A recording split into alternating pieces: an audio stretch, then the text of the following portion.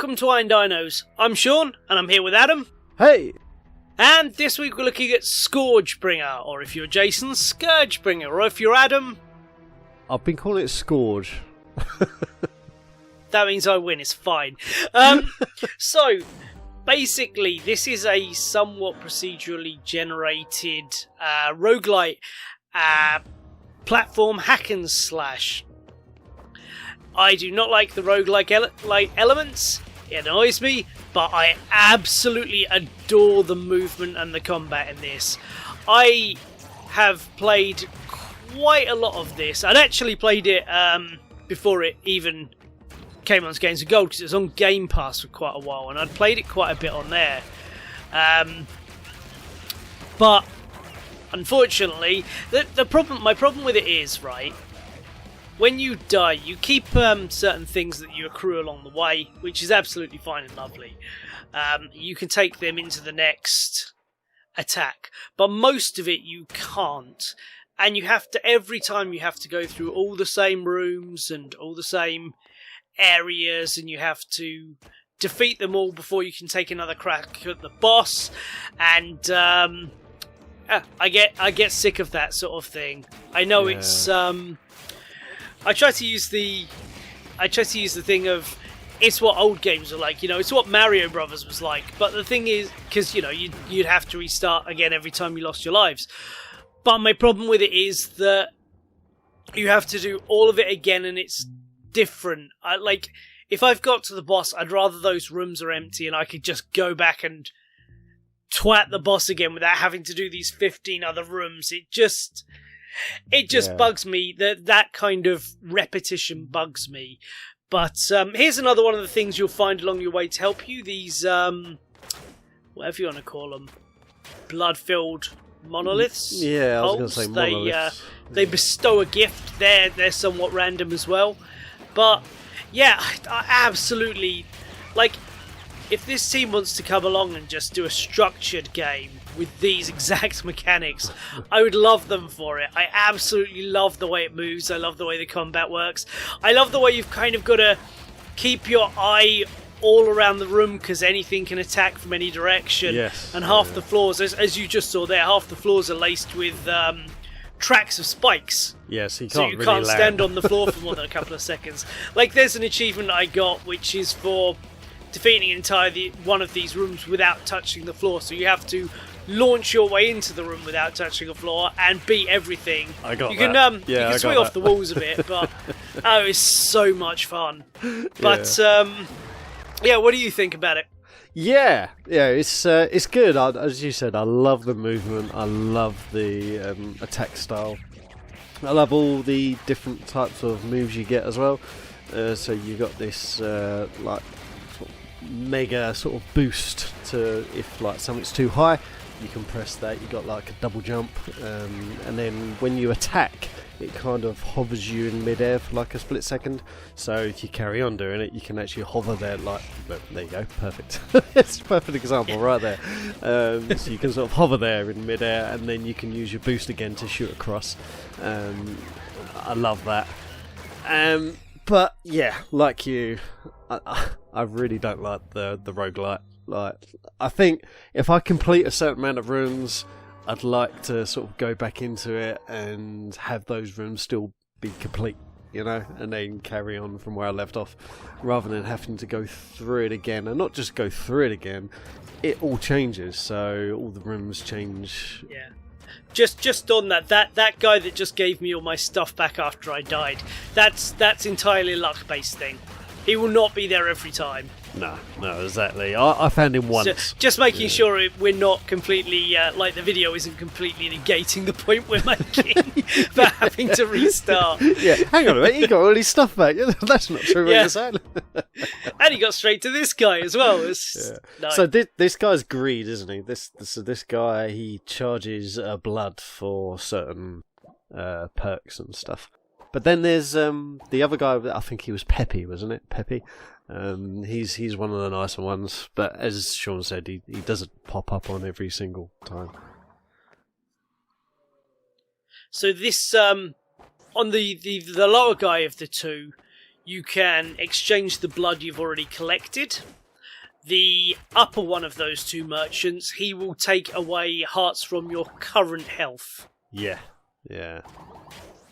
To help you. So it's kind of a wagering game.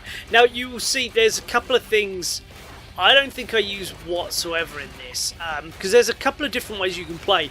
As you can see, I've picked the way I want to play and the way I really enjoy playing, and this is entirely with me, but there is a oh, there you go, that's me just trying it out. There is a hard hit, which is pressing Y, which takes longer to swing, but will bat away projectiles and enemies. And there's also a gun, a firing weapon that I don't use. I don't find it fun. I like to be in the middle of everything, hacking and slashing and going nuts. Yeah. I'm like you. To the point where I almost forgot about the gun, to be honest. And there was a couple of enemies that are quite a lot harder. And I thought, oh, the gun, of course. Let's fire off a couple of those. But to recharge, you don't get a lot. I think, was it 6 on there on the side there? Yeah. But after that, obviously, you got hack and slash, and then the more enemies you hit, that will build it back up again. But yeah, I quite enjoyed it. I found it very challenging. I think the best I did, I mean, I only gave it about half an hour so far. I will be going back, but the best I did so far is I got 15 rooms out of, I believe there's 22 on this first level.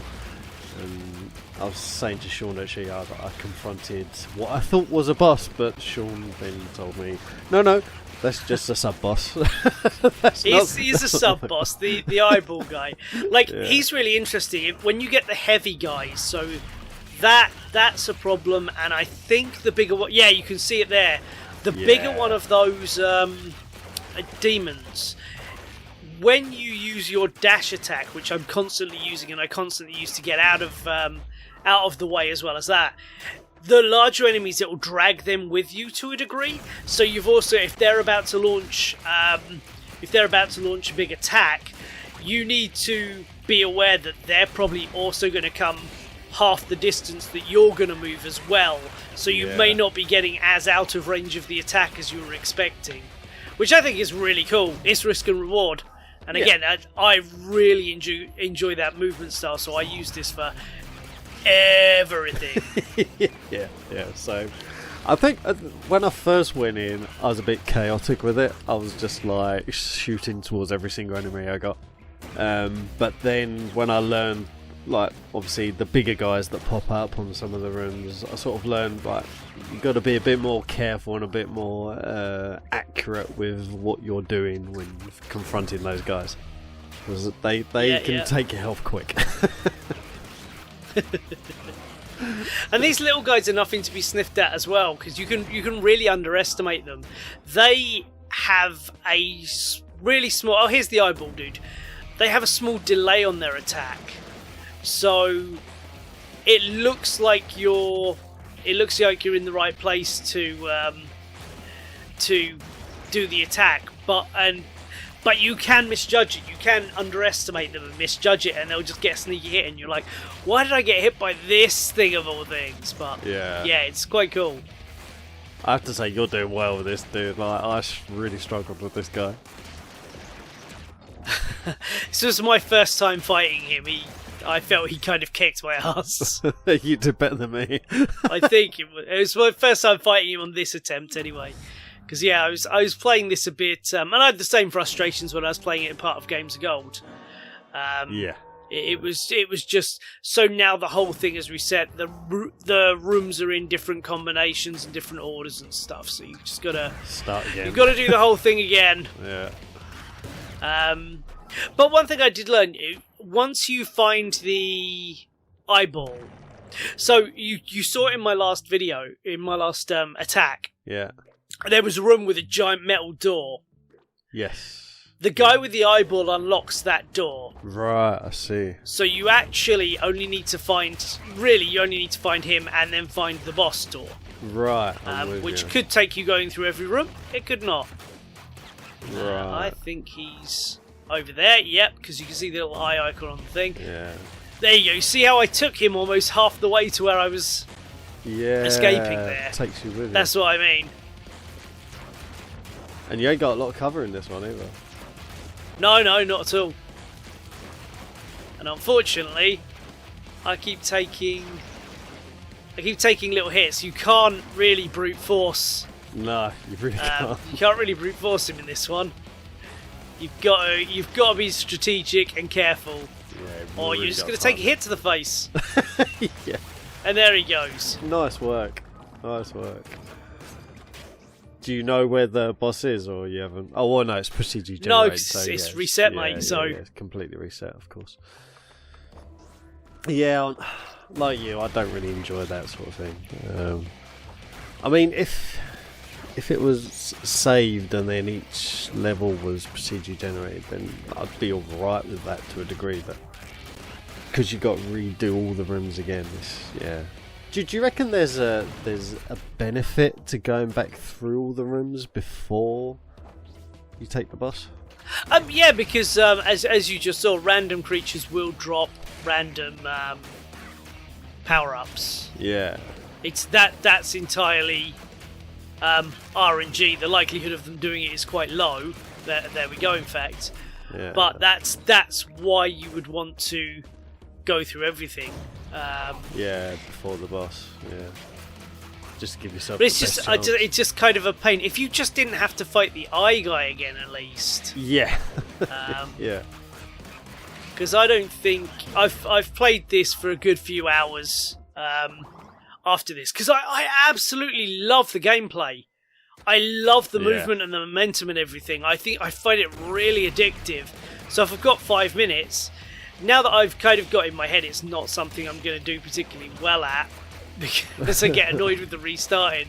I'm just running around this area and having a blast. I just really wish it was structured slightly differently. Yeah, definitely. Yeah, no, completely agree with that. Just such a shame. But then I'm sure there are people who would say the same about the movement and the fighting mechanics in, say, Death's Door. And if only it wasn't a fucking indie Metroidvania kind of thing. And I don't like exploring, and that's fair. I know how that sounds. I enjoy their gameplay, and I'm moaning about what they've decided to make their game, which is not entirely fair. But fuck it, I'm giving my honest opinion.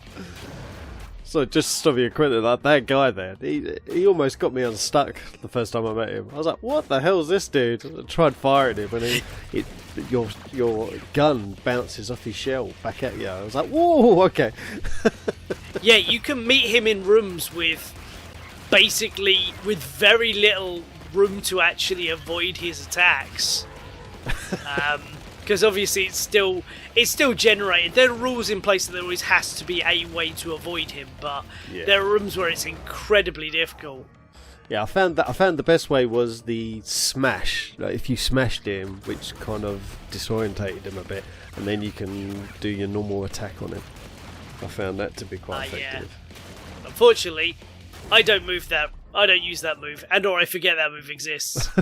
But this is kind of what we're talking about. I'm now walking around looking for that boss door. I've lost... I think I was on 8, so I've lost 4 of my hits just trying to find the boss. Yeah. And that gets real old. Yeah,